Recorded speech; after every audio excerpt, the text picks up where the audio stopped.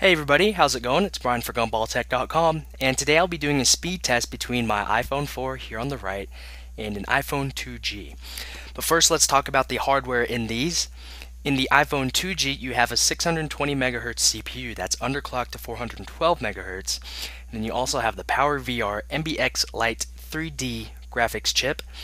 And then for RAM, you have 128 megs of RAM. Now, people don't really know this, but the iPhone 2G and the 3G have the same exact CPU, GPU, and RAM. And a lot of people think that the iPhone 2G is slower just because it's older, but they're really exactly the same thing. So you may be wondering why Apple didn't put iOS 4 on the iPhone 2G. Well, simply put, they wanted people to upgrade to the new phone. So if you want the newer features, get a newer phone.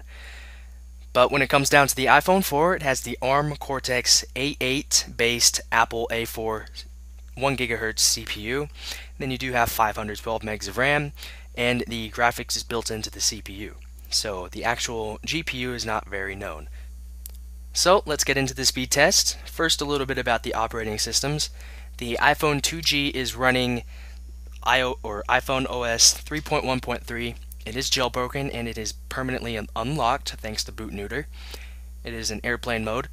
And my iPhone 4 is running iOS 4.0.1, also jailbroken and unlocked. So we're just going to do some basic speed tests, loading applications and things like that.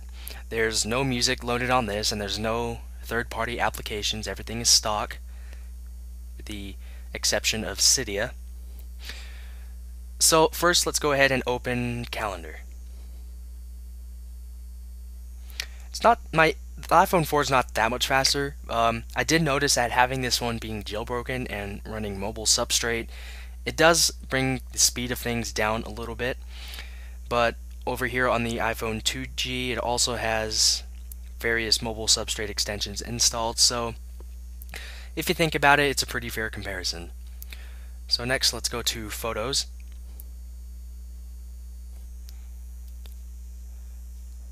Then once you start loading your iPhone 2G with third-party applications, music videos, things like that, it'll probably get considerably slower. And if I install the same exact jailbroken mods onto the 2G as I have on the 4, then this thing will be pretty darn slow, so keep that in mind. Let's go ahead and open Voice Memos. There you go. Next up, let's go to Calendar, or excuse me, Calculator. And then we'll go to the clock. And then we'll go over to Settings. And then we'll go over to Contacts. And then one more, let's go to Safari. Pretty big difference there.